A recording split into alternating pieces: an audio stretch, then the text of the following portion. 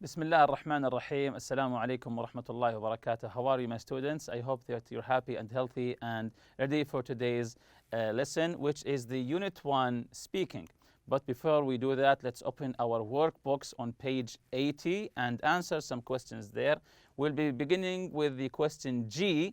Write 4 common sentences that people in each profession say. So we'll be reading about some professions and try to guess what each of them say. But be sure to use the subjunctive or I'd like you plus the infinitive or I want you plus the infinitive. So we'll be learning about some professions and try to guess what are they going to say, but try to use the subjunctive or I'd like you to plus the infinitive or I want you to plus the infinitive. So we see here a police officer. The first two are already done for us. He might say it is essential, this is the subjunctive here, it is essential that you stop at stop signs. It is essential, it is important, of course, that you stop at stop signs. When you see the stop sign, stop. The second one, I'd like you to not drive too fast. I'd like you to not drive too fast. So try to guess to come up with 2 more sentences that you think a police officer might say. So, and remember, use the subjunctive or I'd like you to plus the infinitive, of course, or I want you plus the infinitive. Any answer, of course, is correct. I'll give you what I have written. When you say it is important that you wear a seatbelt. It is important, of course, while you're driving, it is important that you wear a seatbelt. And remember, with the subjunctive, we come with the base form of the verb. It is important that you wear a seatbelt. And the next one, try to come up with any example. So I have written, I recommend that you lock your doors. Of course, while driving, try to always lock your door. Again, I recommend that you lock your doors. The next profession here is a dentist. Who is a dentist? Yes, of course, he's the doctor who takes care of your teeth, as you can see from the picture. So try to come up with 4 sentences that you think a dentist might say to you using the subjunctive or I'd like you plus the infinitive or I want you plus the infinitive. So the first one I have written, I want you to clean your teeth. I want you to clean, this is the infinitive, to plus the base form. I want you to clean your teeth. What about the second sentence? Can you come up with a second sentence? Okay, let's check my second sentence here. It is important that you don't eat sweets. It is important that you don't eat sweets. Number C, try to come up with a third. Okay, let's check it together. I'd like you to open your mouth. Of course, this is the first thing that you do, to open your mouth while laying in the dentist office. I'd like you to open your mouth. I'd like you to open, this is the infinitive, your mouth. And try to come up with a 4th sentence here. Okay, let's check the answer here together. I insist that you brush your teeth before you go to bed. Of course, this is really important.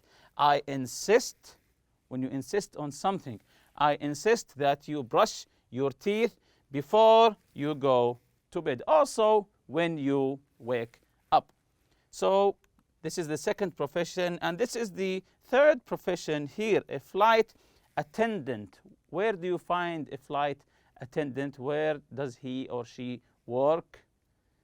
Yes, of course, on planes. The flight attendant, from the name itself, flight, they work on planes. They are the people who serve you on the plane. So try to come up with 4 sentences that you think a flight attendant might say to you. Let's check the first one here.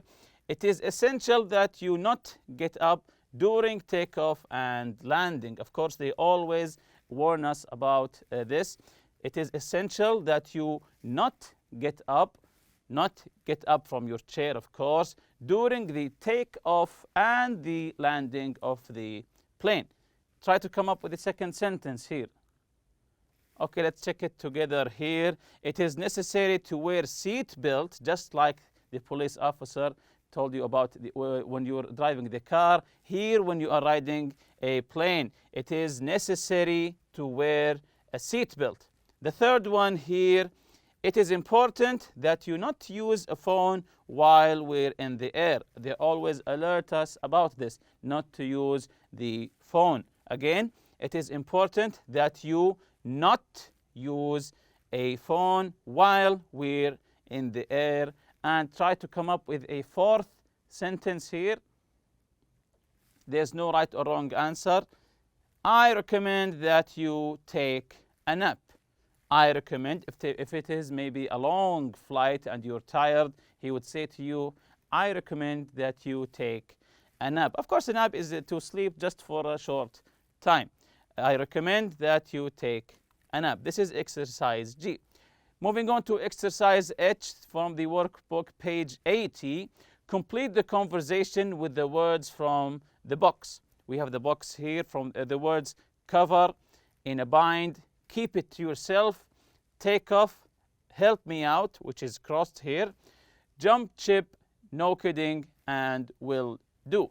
So we have in each exercise here, A and B, a small conversation. Hey Bob, can you help me out? The first one is already done, of course. Of course, what do you need? So let's jump to the first one. A, could you, and there's a question mark here. B, absolutely, I never talk about people's private business. So the answer was, I never talk about people's private business. So I think here you can try to guess what's the answer. Someone is asking you something and you replied, it's okay, I don't talk about anyone's private business. So yes, that's correct. Could you keep it to yourself? When you tell someone something and you say, please keep it to yourself, it means don't tell anyone. Keep it to yourself. Number 2, did you hear that Imad? And the question mark. The answer is, he did. Where is he going to work now? Where is he going to work now? So you know that Imad left his work, quit his job. So can you guess what's the answer here? He did. Where's he going to work now? Try, look at the box. Where's the word here that means that Imad quit his job? Yes, that's correct. Jumped ship. To jump ship, to leave your job suddenly without any warning. So, did you hear that Imad jumped ship? He did. Where's he going to work now? Number 3, I'm going to now. Okay, see you later. I'm going to now. Okay, see you later. What do you say when you want to part with your friend? When you leave. So, okay, see you later. Yes, that's correct. I'm going to take off now. Take off now. I'm going to take off now. Okay, see you later. So, once you leave your friend, you can say I'm going to leave, or you can say I'm going to take off now. They are both correct. Number 4, what's wrong? What's wrong? So, someone seems in a problem here. The answer is someone seems here in a problem or in a difficult situation. So what's the correct answer here? Yes, I'm in a bind. Number 5, now make sure you call me when you get there. Make sure you call me when you get there. What do you say when you want to say, okay, I will do it. I will call you. Yes, that's correct. You say, will do. Number 6, do you want to go out on Saturday? B, well, I'm supposed to work, but I can try to get someone for me. I'm working, but I'll try to get someone for me to take my place in this job temporarily. What is this word? Yes, to cover for me, to cover for someone is to take his place temporarily until he gets back. Number 7, did you hear I got a job? I got a job, and you say, no kidding, congratulations. Did you hear I got a job? No kidding, congratulations. So the next exercise, exercise I, is a reading exercise. We'll be listening to this article, then we'll be answering some questions about it. Let's listen together here. Read the article, then answer true or false. What makes people successful? This is an important question. What makes people successful? Let's listen together and try to figure out the answer to this important question. Let's listen. Who do you think is the most successful person you know? Who do you think is the least successful? In order to answer these questions, we first need to define success. Everyone has a different definition of what makes someone successful or not. Many of us place great value on performance, on achievements, or on reaching various goals. Others associate success with material goods, measuring it by how much one can acquire. Others measure success by how much they can contribute to the well-being of their families, or to the community and society in general. There are many other definitions, but arguably, most people associate it with becoming rich, famous, and respected at work. Yet, it doesn't have to be that way. Being successful could mean simply being satisfied with oneself and one's career. For many people, a successful person is someone who feels that his or her work and life in general offer an exceptionally high degree of satisfaction. So what I liked about this part of the article, trying to answer what makes people successful, they didn't indulge into the solution immediately. In the beginning, try to analyze or identify what being successful is. Is it just related to money? Is it related to family? Is it related to fame? So as it says here, many of us place great value on performance, on achievement, or reaching various goals. Others associate success with material goods, measuring by how much one can acquire. Others measure success by how much they can contribute to the well-being of their families or to the community and society in general. So what is it? What does it entail to being successful? Is it just about making money? Is it just about to have a good reputation in the society? Or is it just to make your family happy? So let's continue with the next part of this article. But how does one get from here to there? How does one reach this feeling of satisfaction with life and career? It seems that successful people consistently do two things. They use their natural abilities in their work. They set career and life goals. In other words, successful people choose careers where they can use their natural abilities, or do what comes naturally to them. For example, successful teachers are people who instinctively know how to help people learn, and the best doctors are those who know how to listen to people. Successful people know where they are starting from, and what direction they want to give their lives and careers, even if it is something as simple and wonderful as raising a happy family. What are your natural abilities? What are your career and life goals? If you can answer these questions, you are on your way to achieving success. So in this article, there are two main points that most successful people consistently do. The first one, they use their natural abilities in their work, your instinct. What are you meant to do? Your instinct. And the second one is to set career and life goals. So what are you good at in your instinct, and to set goals for yourself. In other words, successful people choose careers where they can use their natural abilities. What are you good at? If you're good at something, choose this thing to be your natural, to be your career, and try to be successful in it. Or do what comes naturally to them. For example, successful teachers are people who instinctively know how to help people learn. Instinctively, it means in their instinct, without anyone teaching them how. So they know how to teach people instinctively without anyone to teach them or to show them how to teach people. So this is actually an important article. So let's jump to the true or false. Number one, there is a general consensus on the definition of success. So again, there is a general consensus on the definition of success. Is this true or false? So it's false. There are more than one definition for success. Number two, a lot of people think that you are successful if you are rich and famous.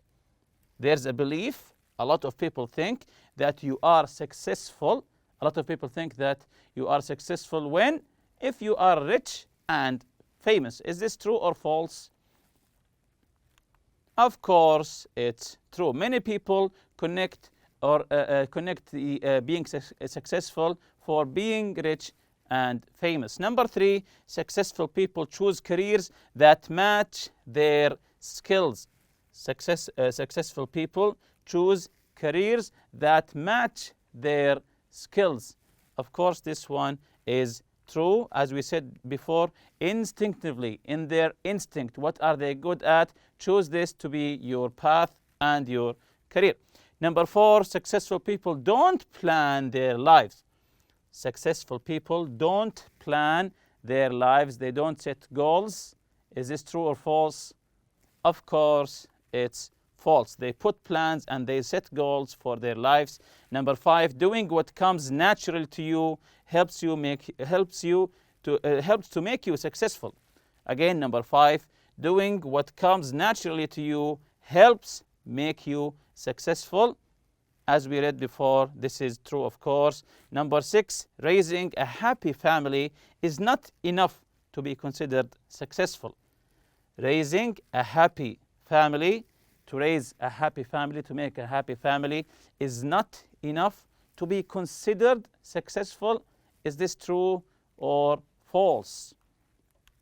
Of course, it's false, because most of the time, just raising a happy family in a secure place is enough to be successful. So let's jump to today's lesson, the speaking. These are the objectives for today: to match the job with the suitable subject and to describe favorite jobs. Number one here, what do you think of the jobs described in the reading? Do you find any of them interesting? Why or why not? If you remember the reading article, some of the jobs, the woman who is interested in fashion for dolls, or the man who's giving pedicures to elephants, or the flavorist who's making flavor, whether it's naturally or artificially. So, what do you think of the jobs described in the reading? Do you find any of them interesting? Are you interested in any of them? Fashion for dolls, flavors, and pedicures for elephants. Why or why not? For example, for me, I think I might be interested in the flavors because I like to cook. I like flavors. Maybe I might be interested. Number two, think about the list of unusual jobs in the chart. Have you ever heard of them? Find out what they are and complete the chart with the information. So this is the table here. The unusual job: odor judger, golf ball diver, cheese sprayer, and gum buster. And we have what is it? What does it entail? Do I like it or not? So let's try to finish this table here quickly. Odor judger, to judge the odor, the smell. So what is it? The odor judger, to try to smell a bad smell coming from a person, from their armpit or their mouth. Again, to smell bad smells coming from a person. What does it entail? Of course, this is an unusual job. Many would find it disgusting, actually. What does it entail? to smell other people's armpits and breath, to smell their breath and their armpits. Do you like it or not? Do you like this job or not? Of course not. Of course not. Of course they usually work in some deodorant factories to check the armpit before and after using the deodorant, the effect of the deodorant. Number 2, golf ball diver. The diver underwater, from the name itself, who dives to get the golf balls. So what is it? To recover golf balls from the water. What does it entail? It entails diving and getting the ball from the bottom of the lake. Do you like it or not? Of course not. Maybe some of you like it. It's according to your preference. Cheese sprayer. From the name itself is to spray cheese, to spray cheese. So what is it? To spray cheese on food, usually popcorn. To spray cheese on food, usually popcorn. What does it entail? So what does it entail? To coat food with melted cheese, whether it's popcorn or maybe it's a steak. To coat food, to put over the food melted cheese. Do you like it or not? Maybe, maybe not, because it's related to food. Gum buster. You know the gum buster, the bubble gum. What is it? To remove sticking gum from object like a pavement, sidewalk, under the chairs of some stadiums, to remove the gum from these places. What does it entail? To clean gum of different places. It entails to clean the places from the sticking gum. Do you like it or not? Of course not. Of course I don't like it. And with that, we reach to the end of this lesson. See you next lesson, inshallah. Subhanakallah wa bihamdik. Ashhadu an la ilaha illa anta astaghfiruka wa atubu ilayk. Assalamu alaikum.